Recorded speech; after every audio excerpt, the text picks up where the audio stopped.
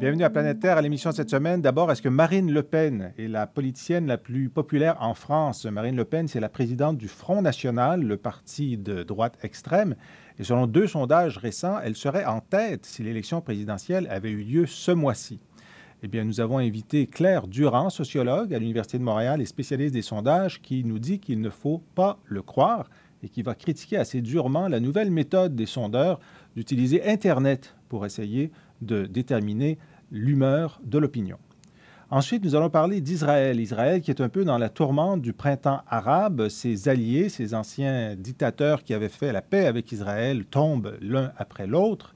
Est-ce que ça change la situation géopolitique d'Israël? Et plus généralement, est-ce que nous sommes ou non en direction d'un accord de paix avec les Palestiniens? Ce sont des questions que je pose à notre invité Alain Dikoff, qui est spécialiste de la question à Sciences Po Paris et qui donnait une conférence ici à l'Université de Montréal ces jours derniers. Alors après la pause, Marine Le Pen est-elle vraiment la chouchou des Français?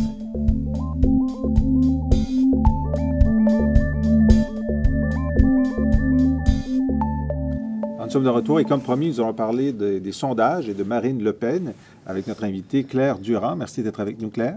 Bonjour.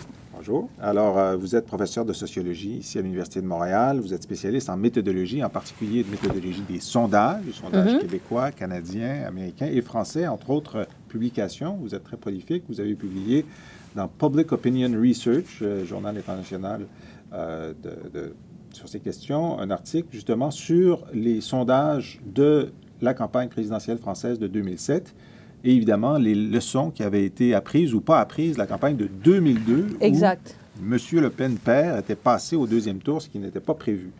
Alors là, je vous ai invité parce que une situation en apparence similaire pourrait se produire. 2 sondages de la firme Harris française ces derniers jours ont indiqué que s'il y avait maintenant le premier tour des élections présidentielles, Marine Le Pen, la fille de son père, donc qui dirige le Front National, serait en tête contre M. Sarkozy, mais aussi le candidat socialiste, qu'il soit Martine Aubry ou Dominique Strauss-Kahn. Alors, c'est un sondage qui a fait grand bruit en France, et je vous ai invité pour nous dire s'il faut croire ce sondage. Qu'en pensez-vous?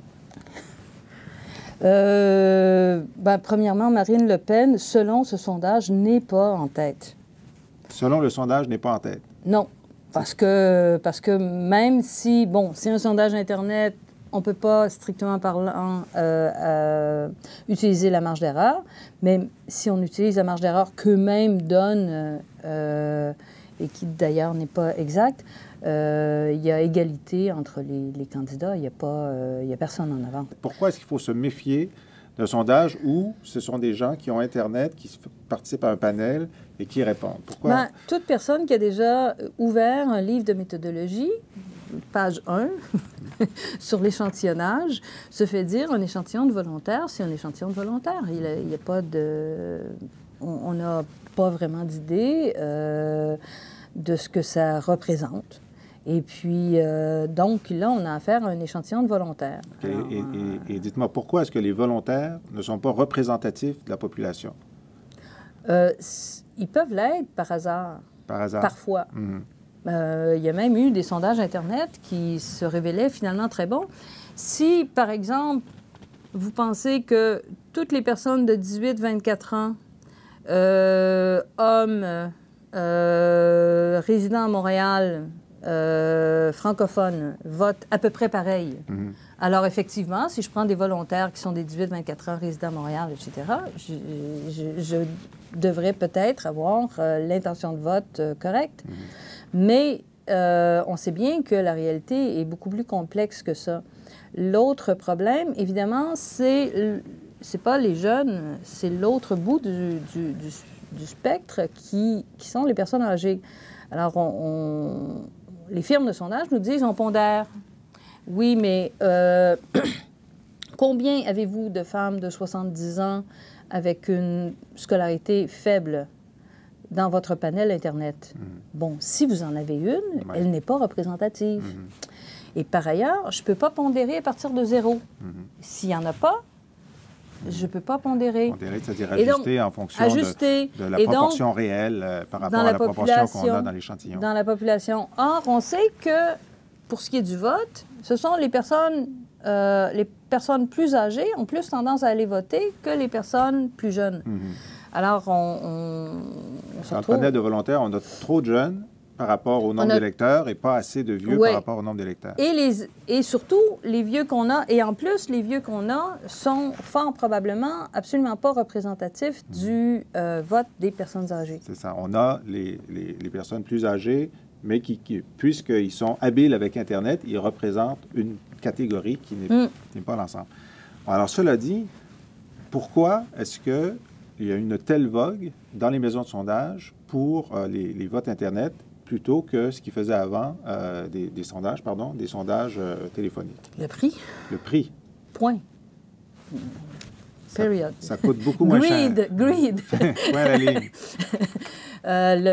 Écoutez, ça coûte énormément moins cher. Évidemment, les gens qui font du panel Internet vont vous dire que ça a certains avantages, dont le fait de permettre de, par exemple, présenter des images, etc. Donc, dans les sondages marketing, ça peut être intéressant si... Présenter des images sur l'écran, par exemple. Sur l'écran, faire des choses comme ça. Mais pour ce qui est de l'intention de vote, en plus, c'est extrêmement rapide. Alors là, il y a, quant à moi, une exagération qui est peut-être moins due aux sondeurs qu'aux commandites, ou qu'aux médias qui les commanditent, où on veut absolument avoir un sondage ce soir. Le soir même sur l'événement de la journée. Sur l'événement de la journée. Alors là, au début, on disait, un sondage auto-administré, d'habitude, on dit c'est moins sujet à conformité sociale et tout.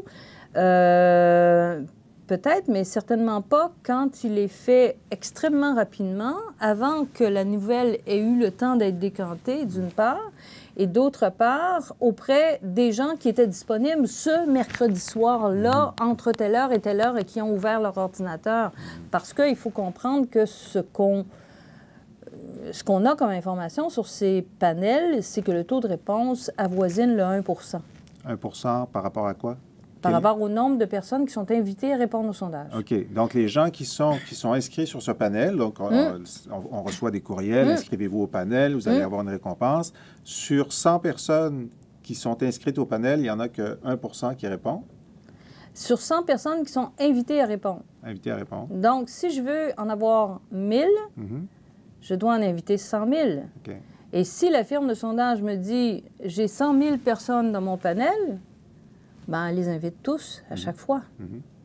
Et quel est le problème? On en reçoit beaucoup. Oui. Et on fait un tri? Ça donne un taux de réponse de 1 ouais. Et le taux de réponse au téléphone, il est de combien? Le taux de réponse au téléphone, dans les bonnes firmes, se retrouve à 35-40 %. On peut monter, en y mettant le prix, on peut monter jusqu'à 50 %. En insistant auprès de ceux qui ne veulent pas répondre au départ. Ceci dit, il y a diverses manières de faire des sondages Internet. Donc là, on parle du panel Internet là, qui est devenu à la mode les derniers temps. Mais aux États-Unis, par exemple, et au Canada, je pense que c'est Écosse qui fait ça, il y a une firme, en tout cas, qui le fait aussi au Canada. Il y a Knowledge Networks, où ce qu'on fait, c'est qu'on recrute les gens par téléphone pour être membre du panel. Et là, s'ils n'ont pas Internet, on va leur mettre un bidule sur leur télé qui fait que, quand ils ouvrent leur télé, ils ont la demande de compléter le sondage. Et donc, là, on essaie d'avoir un sondage, un échantillon probabiliste de la population.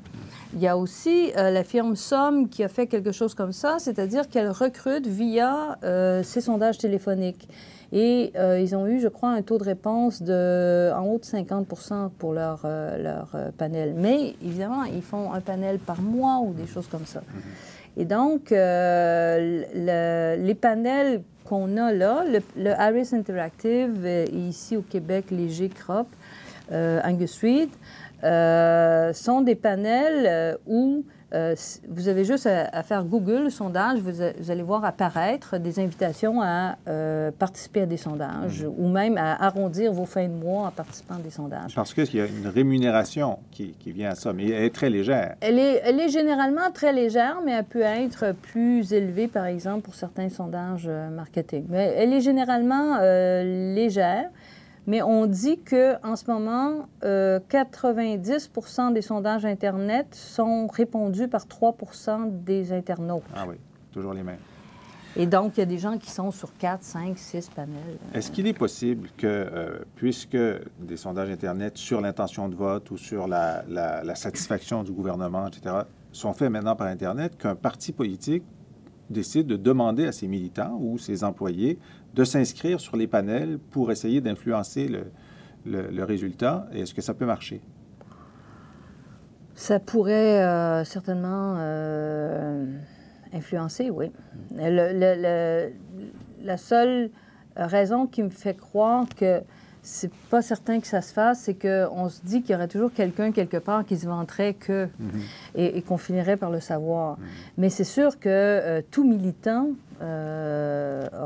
pourrait avoir avantage à répondre, à s'inscrire sur un panel. Ça se fait sur les lignes ouvertes, donc il y a des partis qui demandent à des militants d'appeler, ça se fait dans les blogs, on a vu récemment, ça se fait dans les lettres ouvertes aussi, dans les journaux. Alors on ne voit pas pourquoi ils n'utiliseraient pas ce segment-là. C'est le problème du volontaire à ce moment-là. C'est tout au long, de toute façon, c'est le problème du volontaire. Alors le problème des sondages Internet, ce n'est pas tant le fait que c'est fait par Internet, c'est le fait qu'on n'est pas encore capable, en ce moment, de faire des échantillons aléatoires des personnes qui utilisent Internet. C'est le principal problème.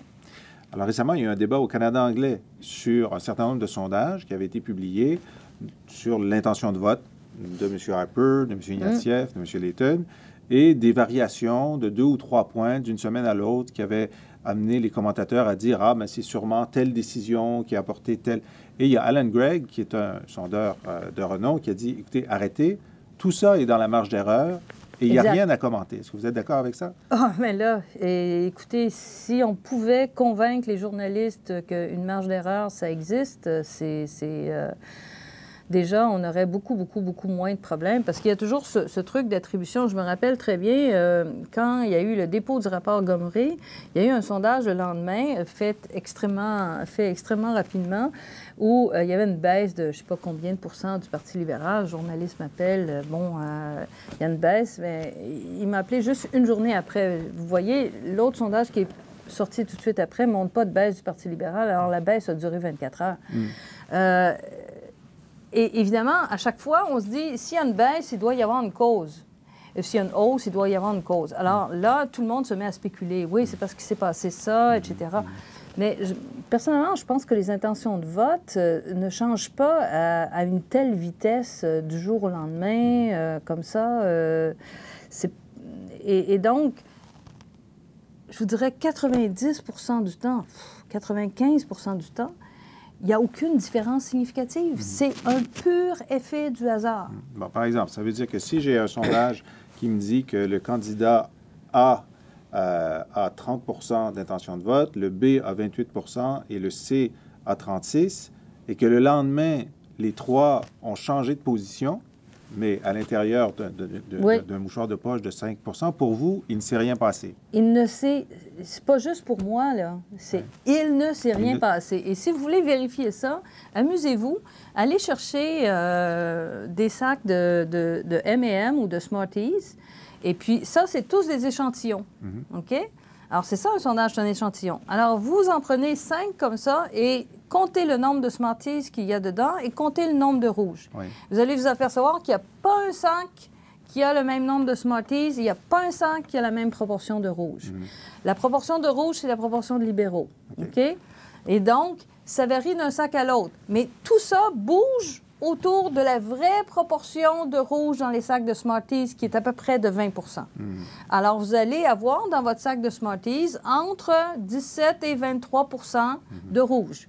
Alors, c'est pas juste, quand on parle d'une marge d'erreur de 3 là, on n'est pas en train de parler de plus ou moins 1,5. On parle de plus ou moins 3. Alors, si c'est 20, ça va de 17 à 23. Mais alors, ceci dit, 3 c'est pour 50 donc à 20, là, c'est plutôt 2,5 Bon, alors ce que vous nous dites, c'est que si demain, il y a un sondage dans un journal qui nous dit qu'il y a un sondage qui a été fait avec 1000 personnes correctement par téléphone et qui nous dit qu'il y a une différence de 4 entre les libéraux et les péquistes, dans les faits, le vrai titre, ça devrait être égalité. Exact.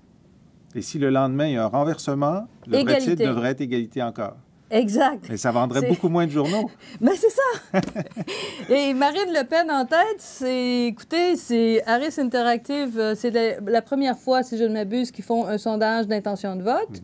Alors, imaginez la pub. Oui. Ah oui, c'est énorme. On ne parle que de ça en France. C'est énorme. Bon. On ne parle que de ça. Mais dans les faits, non, c'est à égalité. Alors, donc, ce que vous nous dites, c'est ça. Alors, et en plus, on est 1 an et quart avant. Oui, mais en tout cas, c'est maintenant. Alors, c'est une photographie maintenant de dire que le Front national est à égalité avec les socialistes et le gouvernement actuel. C'est déjà une information importante. Oui. Bon, parce que ce serait mieux que ce ne soit pas le cas. Mais évidemment, vous comprenez notre réflexe à dire, bon, c'est à égalité, mais puisque le chiffre est différent, donc à partir de quel moment est-ce qu'on serait légitimé de dire qu'on sort d'égalité? Parce qu'il faudrait vraiment sortir de la marge d'erreur, il faudrait que ce soit au-delà du 3 même du 6 dans ce cas-là. Dans le cas du son, si on pouvait, et encore là toutes les associations de sondeurs, toutes les associations qui s'occupent de recherche de l'opinion publique disent toute la même chose. Elles interdisent au Canada d'utiliser le terme marge d'erreur pour tout sondage Internet. En plus, le problème d'Internet, et corrigez-moi si j'ai tort, c'est qu'il y a très peu d'indécis. Alors, on sait que dans la population, il y a toujours des gens qui n'ont pas une opinion qui est faite, mais puisque ce sont des volontaires qui répondent à des questions, ils ont plus tendance à avoir une opinion. Là, je vous dirais que ça dépend. On n'a pas, dans les informations que j'ai ici, je n'ai pas la proportion d'indécis. Il est possible que certains sondeurs Internet ne permettent pas de se dire indécis. Ça, c'est une possibilité. Ouais, j'ai vu ça, moi. Ouais. OK? Et donc, à ce moment-là, évidemment, on oublie ça. Sinon, effectivement, les proportions d'indécis semblent un peu plus basses que ce qu'on devrait s'attendre normalement. C'est ça. Surtout à 1 an et quelques. Oui, puis c'est normal. Il y a toujours une portion d'indécision. Et au moment où on ne sait pas qui sera le candidat du Parti socialiste et qui sera le candidat de l'UMP. Alors, Claire Durand, merci beaucoup de nous guider dans ce dédale de chiffres et de nous avertir de regarder avec beaucoup de prudence les variations qui ne veulent rien dire et qui sont pourtant montées en épingle un certain nombre de fois. Donc, je vous remercie. Je signale que certains de vos cours sont disponibles en ligne sur les sondages. Donc, on mettra le lien sur la page Internet de Planète Terre. Et je vous propose d'écouter, pour terminer notre conversation, « Cochez oui, cochez non » de Paul Piché. Qu'est-ce que vous en dites? Ça va, mais je voulais juste vous dire une chose. Oui. Là où vous devriez vous inquiéter des sondages, c'est s'ils se mettent à tous dire la même chose. Là, ça voudra dire que des gens trafiquent les chiffres. Ce sera encore pire. On va ouvrir l'œil. Alors, on écoute Paul Piché. « Cochez oui, cochez non ». Cochez oui, cochez non. Cochez oui, cochez non. Cochez non, cochez oui, cochez non. Non, prénom, nom de fille de votre mère, nommez-nous quelques-uns de vos pères, là votre âge, là votre numéro. Nous sommes de retour à Planète Terre, l'émission des chercheurs du Cérium, ici Jean-François Lisée. Nous allons discuter aujourd'hui de l'État d'Israël dans la tourmente de ce printemps arabe.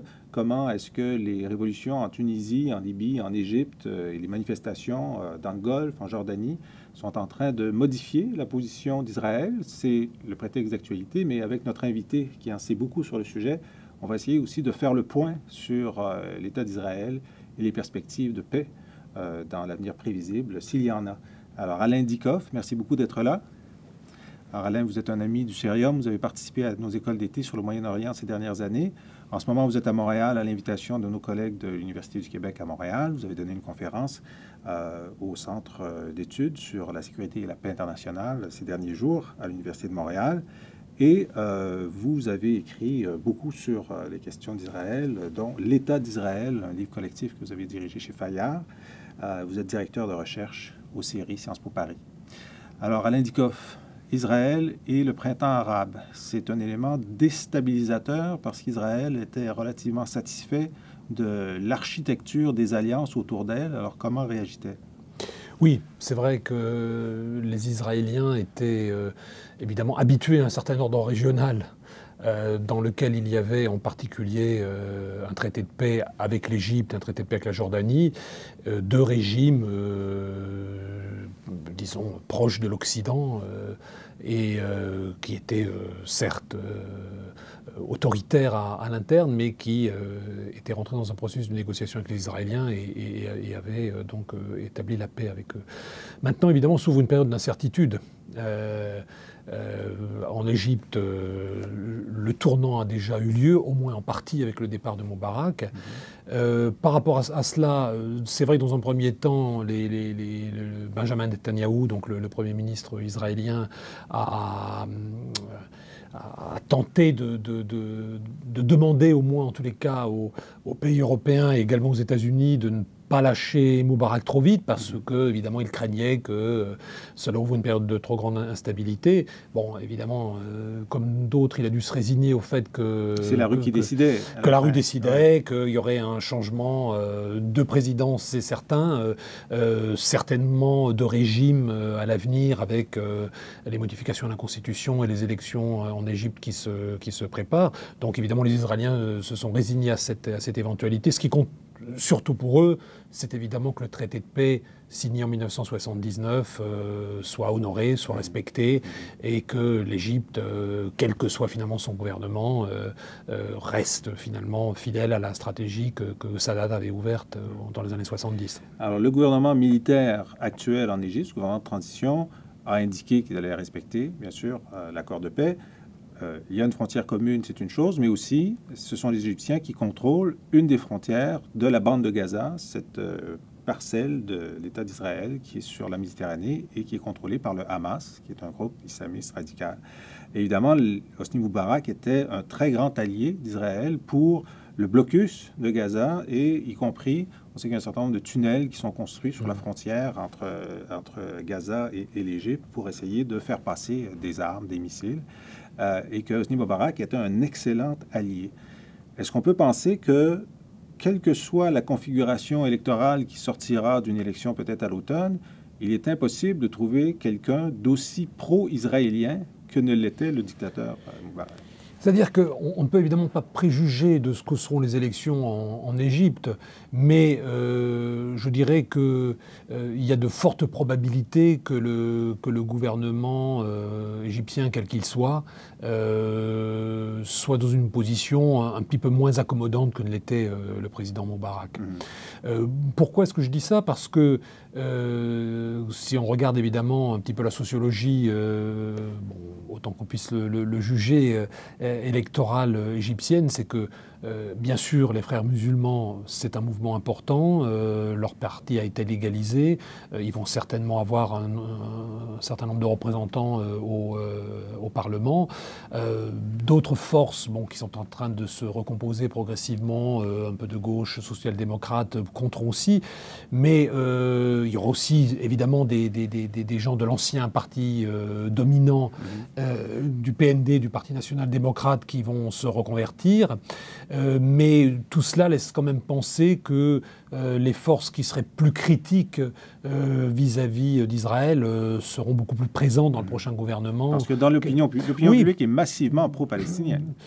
Pro-palestinienne de toute façon, mais je dirais ils sont surtout assez critiques de la façon dont la relation égypto-israélienne a été gérée par le président Moubarak. En gros, c'est vrai qu'il y a quand même beaucoup d'Égyptiens qui estiment que Moubarak était un peu trop complaisant vis-à-vis d'Israël et ça peut ouvrir évidemment une période d'incertitude. Bon, vous citiez par exemple la question de la bande de Gaza, c'est une question qui peut inquiéter les Israéliens, parce que leur crainte serait évidemment que un gouvernement peut-être, même s'il n'est pas nécessairement islamiste au Caire, mais qui soit plus attentif au moins au message des frères musulmans, aide d'une façon ou d'une autre l'autre branche des frères musulmans. Qu'est le Hamas. Le Hamas est la branche palestinienne des frères musulmans. Donc évidemment, ça c'est quelque chose qui est assez inquiétant. En tous les cas, il y a des incertitudes du côté israélien et qui pourront éventuellement devenir quelque chose d'inquiétant. Donc bien sûr, les Israéliens sont très attentifs à ce type d'évolution. Comme évidemment, ils vont suivre aussi avec attention les développements qui peuvent avoir lieu en Jordanie, où là aussi, il y a une branche de frères musulmans qui a d'ailleurs des représentants là au Parlement depuis déjà un certain nombre d'années.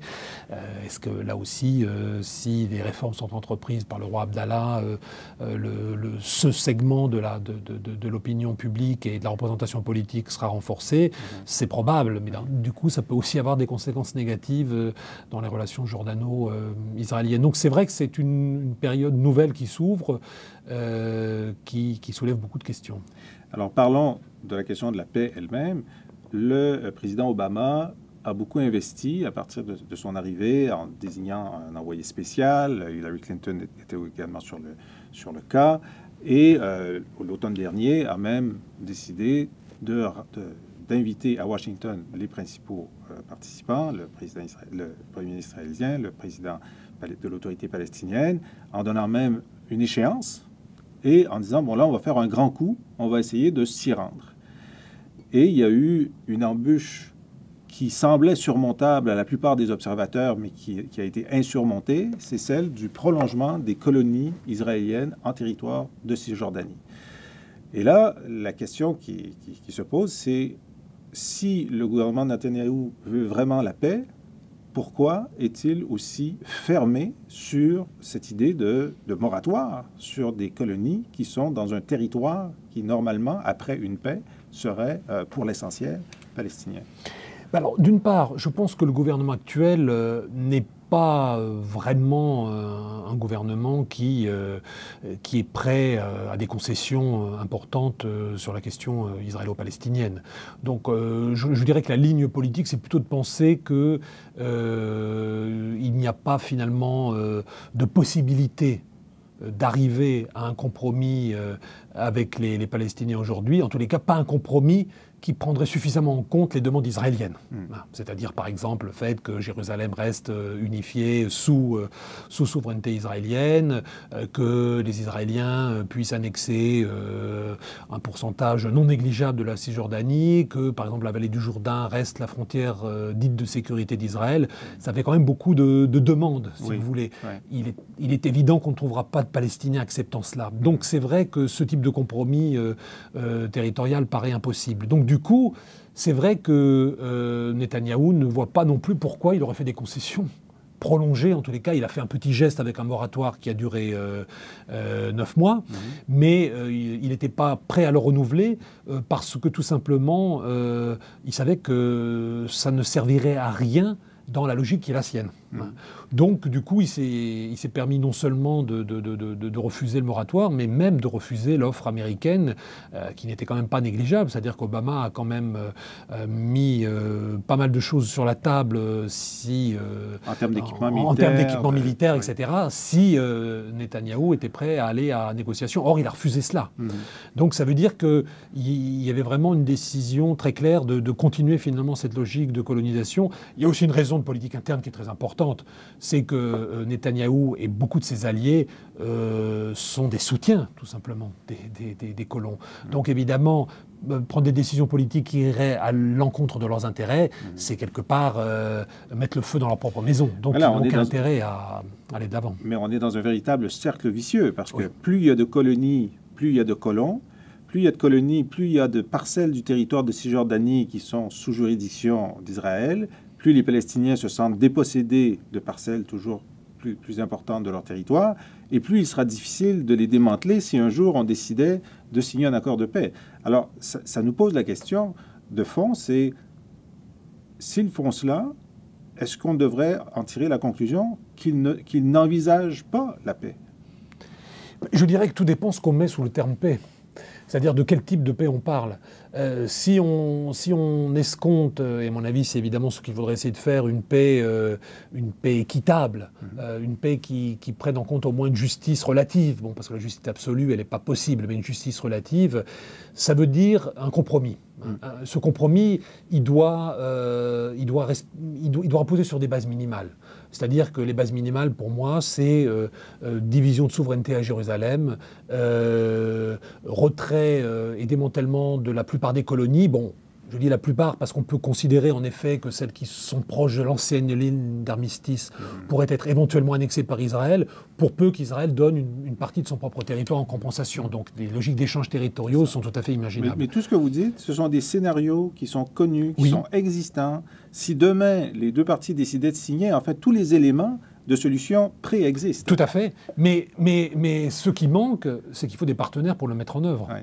Or là, en l'occurrence, il me paraît assez évident que le gouvernement israélien actuel n'est pas prêt à mettre en œuvre ce type de scénario. Donc évidemment, ils seraient prêts à signer un accord avec des Palestiniens, mais un accord qui irait de pair avec des demandes extrêmement fortes qui seraient faites aux Palestiniens, comme en effet, par exemple, la renonciation à Jérusalem. Ça, c'est pas possible. Mais les Israéliens sont intelligents et ils savent que les Palestiniens ne peuvent pas signer cela. Oui, mais donc ça veut dire que dans le fond, on préfère un blocage à une situation qui permettrait une sortie par le haut, en réalité. Et je crois que c'est ça aussi le drame. Alors, il y a quelque chose, vous avez dit que, évidemment, les colons font partie des appuis électoraux du parti au pouvoir en ce moment, qui est le Likoud, dans une coalition. Mais il y a aussi un changement qu'on a observé au sein de la population, de l'électorat de centre et de gauche, sur les questions de paix au cours de la dernière décennie. On a commencé, disons, le siècle avec une partie de l'électorat israélien qui était très favorable à la négociation, mais on a terminé la décennie avec une quasi-disparition de cette portion de l'électorat. Qu'est-ce qui s'est passé?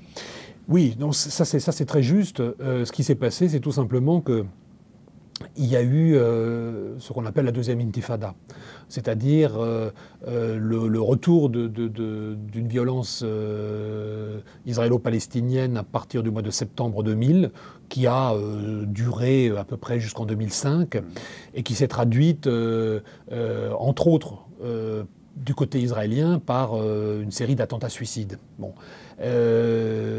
Et cette situation, donc attentats commis aussi bien par le Hamas que par d'autres groupes, d'ailleurs proches du Fatah de Yasser Arafat à l'époque.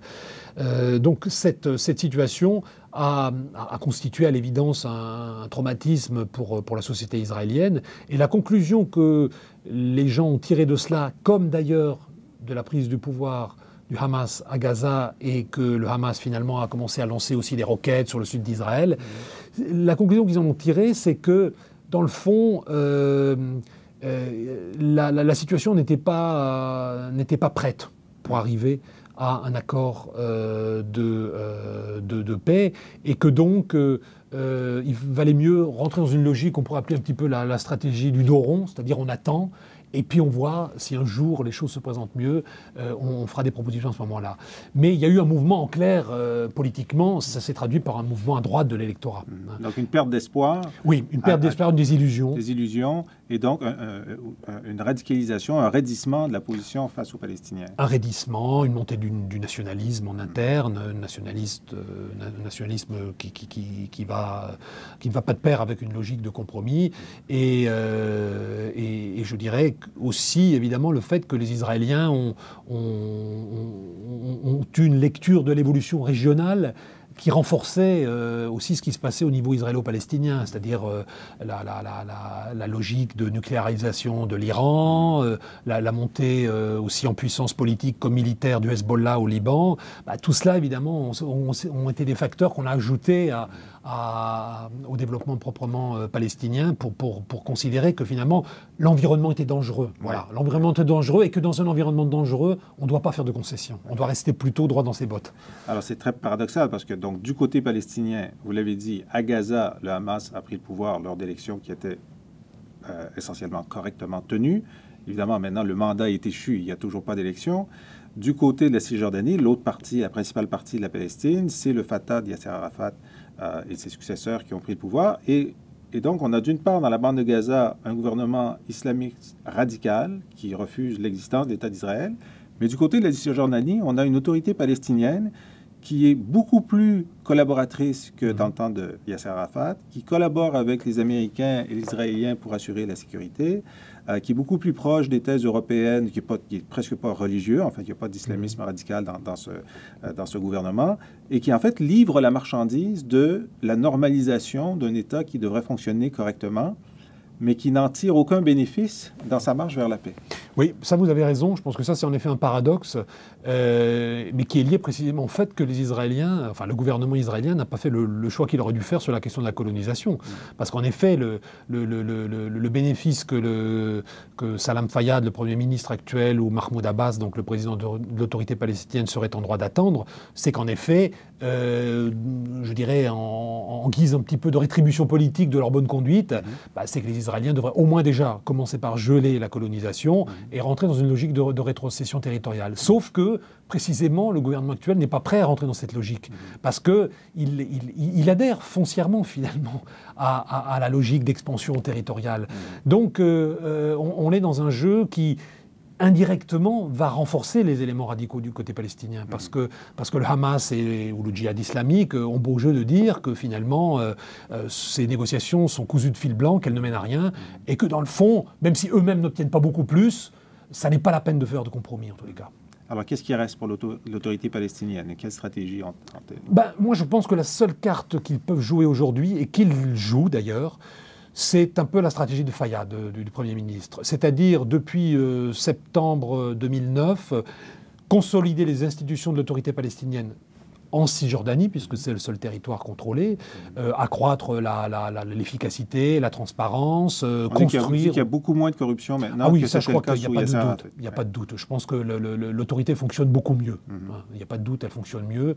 Une activité économique meilleure. L'activité économique reprend. Il y a eu pas mal de boom économique. Bon, il ne faut pas non plus trop se leurrer sur les chiffres, parce qu'elle est aussi en partie due à l'apport d'injonctions d'aide extérieure, de la communauté internationale, qui contribue quand même beaucoup aussi à la prospérité actuelle. Donc ça, je pense que c'est une bonne chose que ce plan qui a vocation à s'achever en fait au cours de l'été qui vient, donc l'été 2011. Et si... ce qui malheureusement est très vraisemblable, si d'ici là, il n'y a pas de négociations, disons, substantielles qui ont repris avec les Israéliens, eh bien, l'idée de Fayyad, c'est de déclarer de façon unilatérale un État palestinien. L'existence d'État palestinien. Voilà. Alors moi, je pense que ce qui me paraît important, c'est que cette stratégie en interne, en quelque sorte, qui est palestino-palestinienne, si je puis dire, puisse en même temps s'appuyer sur un soutien international. Alors c'est vrai que le Fayyad est soutenu par la communauté internationale, ça c'est exact, mais je pense qu'il faudrait aussi un soutien politique. Et ce soutien politique, il peut passer entre autres par ce qu'un certain nombre de pays d'Amérique latine ont fait depuis le mois de novembre-décembre 2010, c'est-à-dire de reconnaître l'État palestinien. Donc le Brésil, l'Argentine, voilà, un certain nombre de pays latino-américains.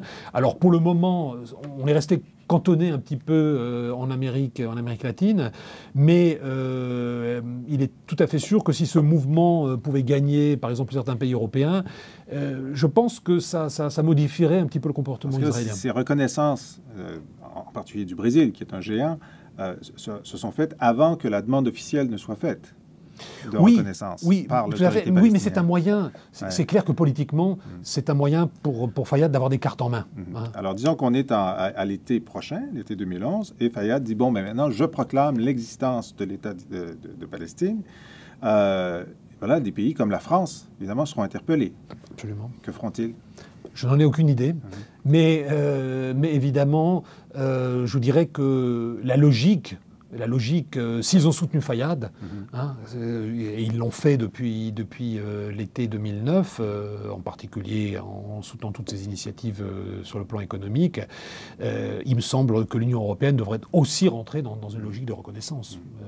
Moi, c'est en tous les cas politiquement ce que je pense. Bon, alors ce serait une victoire politique, ok, que bon, voilà, nous décidons que nous nous constituons en un État. Nous n'avons aucune autorité sur une partie de notre État qui est la bande de Gaza, mais on fait semblant, on dit, bon, on fait ce qu'on peut dans le territoire qu'on a. Maintenant, une fois que cette victoire politique est faite, qu'est-ce que ça change sur le terrain? Sur le terrain, concrètement, ça ne changerait rien, c'est vrai. Mais je pense que ça peut avoir des implications dans le rapport précisément au gouvernement israélien. C'est-à-dire que ça donne quand même des cartes au gouvernement palestinien qu'il n'a pas pour le moment. C'est-à-dire que c'est une légitimité supplémentaire. Voilà. C'est en termes de légitimité. Et je pense que c'est quand même pas tout à fait par hasard qu'on voit qu'il y a une certaine nervosité quand même du côté israélien dans cette logique de reconnaissance. Bon, tant que ça ne touche que quelques pays latino-américains, ça va. Mais si on voit que ça commence à gagner d'autres pays, y compris par exemple des pays européens, je pense que ça pourrait changer la donne. Alors, vous avez dit que Netanyahou affirme depuis quelque temps qu'il a une nouvelle idée. Une nouvelle idée, qu'est-ce que ce serait? C'est-à-dire que je pense que Netanyahou est un peu coincé maintenant. C'est-à-dire qu'il y a toutes les révolutions, les révoltes dans le monde arabe, donc qui sont un élément d'incertitude. Et en même temps, il faut qu'il donne le sentiment d'avancer un petit peu. Et ça, c'est surtout vis-à-vis des Américains et dans une moindre mesure des Européens. Donc il ne peut pas rester complètement immobile. Donc son idée, c'est finalement de proposer un plan qui serait la constitution d'un État palestinien provisoire dans des frontières qui seraient elles-mêmes provisoires. Les frontières actuelles. En gros, les frontières actuelles, qui ne sont pas vraiment des frontières, en fait, qui sont des limites purement administratives, hein, mais ça nous conduirait à un État palestinien qui, en Cisjordanie, contrôlerait à peu près 45% du territoire, donc c'est à peu près ce qu'il contrôle aujourd'hui. Mais ça ne changerait évidemment rien au fait que les autres pourcentages du territoire continueraient à être contrôlés par Israël et que les colonies seraient toujours là. Donc c'est sûr que quelque part, ça serait c'est un plan qui fait pas beaucoup avancer les choses en réalité. Mais c'est convergent politiquement avec ce que demanderait l'autorité palestinienne. Je me proclame un État sur le territoire que je contrôle et Israël dit je vous reconnais comme État sur le territoire que vous contrôlez. Alors ça, c'est vrai que de ce point de vue-là, il y a une convergence. Il y a une convergence. La différence, c'est très vrai, enfin qui me paraît assez certaine, c'est que du côté palestinien, en tous les cas, elle me paraît certaine. Du côté israélien, j'ai peut-être pas tout à fait la réponse. Mais du côté palestinien, il est certain que pour eux, ce ne serait qu'une étape. Alors que du côté israélien, on n'est pas tout à fait sûr que ça ne soit qu'une étape. C'est-à-dire que est-ce que finalement le provisoire ne serait pas finalement du définitif? Comme c'est souvent le cas. Donc là, je pense que la perspective, il peut y avoir une rencontre ponctuelle, ça c'est juste, mais une rencontre sur le plus long terme, c'est un peu difficile. Donc c'est la raison pour laquelle je pense que cette proposition que auquel Netanyahou voudrait donner une certaine solennité en l'annonçant aux États-Unis dans quelques semaines, elle risque, si elle se borne en tous les cas à cela, d'être assez vite considérée comme quelque chose qui n'est pas sérieux, sur quoi on ne peut pas construire quelque chose de stable. Alors si la tension pour Israël monte à cause de l'incertitude dans sa proximité géographique, il y a un point de tension qui a beaucoup baissé, c'est la menace nucléaire iranienne. Il y a encore quelques mois, on était à faire des plans d'attaque aérienne sur des cibles iraniennes pour essayer d'empêcher la constitution des éléments pour une bombe nucléaire. Mais maintenant, c'est complètement écarté parce que ce que vous avez appelé dans votre conférence la guerre de l'ombre a fonctionné. Les Israéliens ont réussi à saboter de diverses façons le programme nucléaire iranien, de sorte que le chef sortant du Mossad, l'agent de service secret, a dit maintenant, il y en a au moins pour 5 ans avant de s'en remettre. Qu'est-ce qui s'est passé? Oui, alors bon, c'est difficile. Je n'irai pas jusqu'à dire que la menace iranienne est complètement écartée. Elle est certainement un peu diminuée. Elle a été un peu diminuée. Bon, alors évidemment, il y a une question de priorité. Aujourd'hui, c'est vrai que la priorité elle est peut-être plus immédiate pour Israël, c'est-à-dire savoir ce qui va se passer en Égypte, ce qui pourrait éventuellement se passer en Jordanie. Du côté, disons, par rapport à l'Iran, ce que les Israéliens ont fait, c'est évidemment renforcer leurs capacités, en particulier défensives, au niveau antibalistique. Ils ont développé toute une série de programmes pour éviter éventuellement d'être frappés si si les Iraniens un jour arrivaient à maîtriser le cycle nucléaire. Et la seconde chose, en effet, qu'ils ont faite, c'est, mais sans le proclamer, c'est en effet cette guerre de l'ombre, c'est-à-dire d'entraver autant que faire se peut le programme nucléaire iranien. Alors en effet, un certain nombre d'attentats relativement mystérieux ont été commis en Iran contre des scientifiques iraniens. Bon, il est possible que ce soit le Mossad qui ait été fait cela. Il y a aussi eu des virus qui ont infecté beaucoup de centrifugeuses. Oui, donc c'est vrai que le programme a certainement été contrarié dans une certaine mesure, outre évidemment les difficultés que les Iraniens ont rencontrées eux-mêmes, parce qu'en fait, c'est pas si simple que ça de franchir le seuil nucléaire. Donc, je pense que là, on a peut-être un peu repoussé l'échéance. Et je dirais que du point de vue israélien, c'est pas une victoire, mais c'est déjà un petit gain d'avoir repoussé l'échéance, ne serait-ce que en effet de quelques années. Ça leur donne un peu d'air peut-être pour respirer. Je dirais que ça donne de l'air à tout le monde, parce que s'il y avait eu une attaque aérienne sur l'Iran, on serait dans une dynamique de guerre très, très, très dure pour l'ensemble de la planète, je dirais. Je vais vous poser quelques questions qui sont liées à un débat que nous avons ici au Québec depuis quelques semaines sur le mouvement de boycott d'Israël. Comme vous savez, un mouvement international de boycott, sanctions contre Israël pour essayer de faire pression sur ce gouvernement. Est-ce que vous pensez que, d'abord, ce mouvement peut avoir une efficacité sur la politique israélienne? Je dirais d'abord, ça dépend. Bon, c'est un boycott. Je suis évidemment au courant de ces campagnes de boycott, parce qu'il y en a aussi en Europe, qui émanent de certains secteurs de la société civile. Moi j'ai le sentiment que sur le gouvernement israélien, l'impact ne sera pas très important. Hein. Je veux dire par là que, évidemment, ils s'en alarment. Hein. Je veux dire, les diplomaties sont israéliennes. En tous les cas, les diplomates israéliens sont mobilisés pour, évidemment, contrer ces stratégies de boycott. Mais je ne pense pas que, d'un point de vue concret, l'impact puisse être très important. Je veux dire, ce n'est pas parce que quelques citoyens n'achèteront plus tel ou tel produit que ça va fondamentalement miner l'économie israélienne. Je crois que ça me paraît pas du tout raisonnable. Donc je pense que l'impact politique, à mon avis, sera limité. Alors les Israéliens affirment que, compte tenu de la composition de l'organisme international qui fait la promotion de ce boycott, que c'est en fait une façade pour des groupes anti-Israël, qui sont contre l'existence de l'État d'Israël. Qu'en pensez-vous? Je dirais que dans ces mouvements, il y a un peu de tout. Oui. C'est vrai. Je dirais que déjà, il y a deux types de boycott. Il faut bien le voir. Hein. Il peut y avoir un boycott ciblé. Par exemple, refuser d'acheter les produits qui peuvent venir des territoires occupés. Des colonies. Voilà. Ce qui fait que certains Israéliens, d'ailleurs, boycottent les produits des colonies. Absolument. Donc ça, c'est une chose. Ça, c'est un boycott ciblé. Et on peut dire que ça, c'est pas un boycott qui est évidemment anti-État d'Israël. C'est simplement... On vise une politique précise et on vise un territoire précis, les territoires occupés en 1967.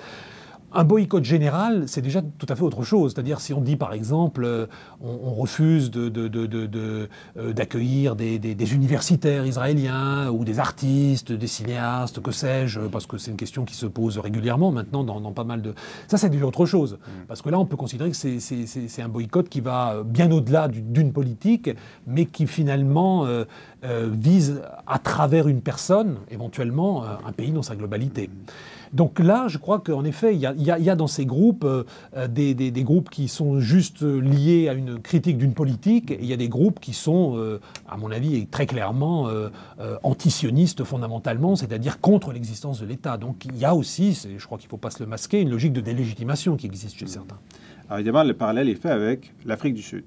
On dit, bon, en Afrique du Sud, la communauté internationale s'est mobilisée, il y a un boycott général qui a été fait, d'une part, donc... l'argument est utilisé. Et le deuxième argument, c'est celui de l'apartheid. On dit, ben voilà, il y a des similitudes entre la façon dont les Palestiniens sont traités dans les territoires occupés et la façon dont l'apartheid était organisé en Afrique du Sud. Est-ce que, pour vous, c'est un argument qui est recevable? Bon, la première chose, c'est que je crois que les analogies sont souvent fallacieuses. Donc c'est une analogie que je considère pas opératoire. Hein. Donc je pense que ça n'apporte rien au débat d'introduire ce type d'analogie fondamentalement. Que dans les territoires occupés, hein, il y a une logique qui a été mise en œuvre de constitution d'une société duale finalement, où d'un côté il y a un régime particulier pour les colons israéliens qui les privilégient, et que de l'autre côté il y a un régime d'occupation militaire à degré plus ou moins variable envers les Palestiniens. Ça, c'est indéniable. Mais pour moi, ce qui est derrière tout ça, c'est une logique d'occupation. Il y a une logique d'occupation. Et de ce point de vue-là, la situation en Afrique du Sud était complètement différente. On n'était pas dans une logique d'occupation militaire. On était dans une logique où il y avait un État qui était dirigé par une minorité et qui, pour des raisons idéologiques, écartait finalement la majorité de la population du pouvoir. Donc là aussi, je pense que la situation est très différente. Alors, dernière question, en se tournant un peu vers l'avenir. Il y aura, c'est une certitude, des élections en Israël, parce que comme c'est la démocratie la plus vieille, la plus établie, on sait qu'il y a toujours des élections en Israël. Est-ce que les prochaines élections, d'abord, on les voit à peu près quand, et est-ce que le gouvernement pourrait changer? Alors, en principe, ces élections doivent avoir lieu en 2013. Pour le moment, le gouvernement est relativement stable, c'est-à-dire qu'il a une majorité suffisante au Parlement. Mais je dirais que c'est une situation qui peut changer. C'est-à-dire que concrètement, si par exemple Netanyahou présentait finalement un plan de reprise de négociation un peu trop audacieux aux yeux de certains de ses partenaires de coalition, eh bien, il pourrait quitter le gouvernement, et dans ce cas-là, il peut se trouver assez vite sans gouvernement, et donc des élections beaucoup plus proches. Donc je dirais que, comme souvent, la date des prochaines élections, elle est complètement inconnue. Ce qu'on peut dire en tous les cas par rapport à ce qui s'est passé depuis maintenant 15 ans, c'est qu'aucun gouvernement n'est allé jusqu'au bout de la législature. Parce qu'ils ont tous dû partir avant, parce qu'ils ont perdu leur majorité d'une façon ou d'une autre. Mais s'il y a des élections, est-ce que la majorité gouvernementale pourrait changer? L'ancienne ministre des Affaires étrangères qui dirige le parti d'opposition, qui est plus favorable à des négociations, pourrait-elle être celle qui ouvre une nouvelle phase? Alors, en tous les cas, ce que les sondages montrent aujourd'hui, c'est qu'en effet, le parti Kadima qu'elle dirige, que Tzipi Livni, donc l'ancien ministre des Affaires étrangères, dirige, aurait des gains politiques.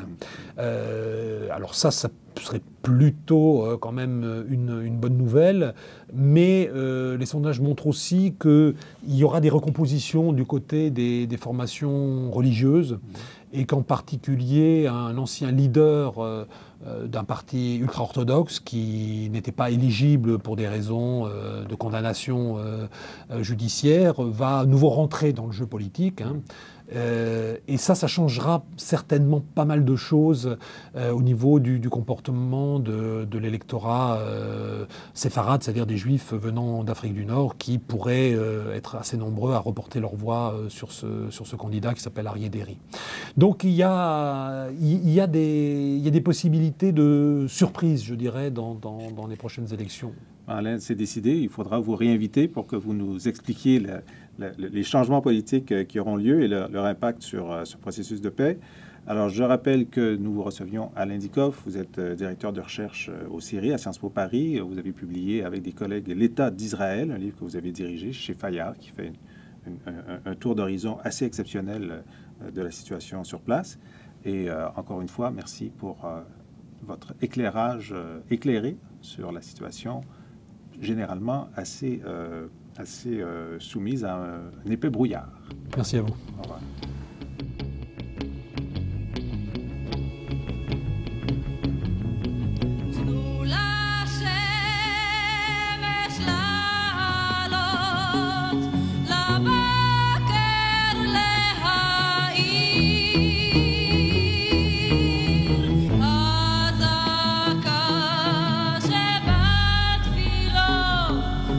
אותנו לא תחזיר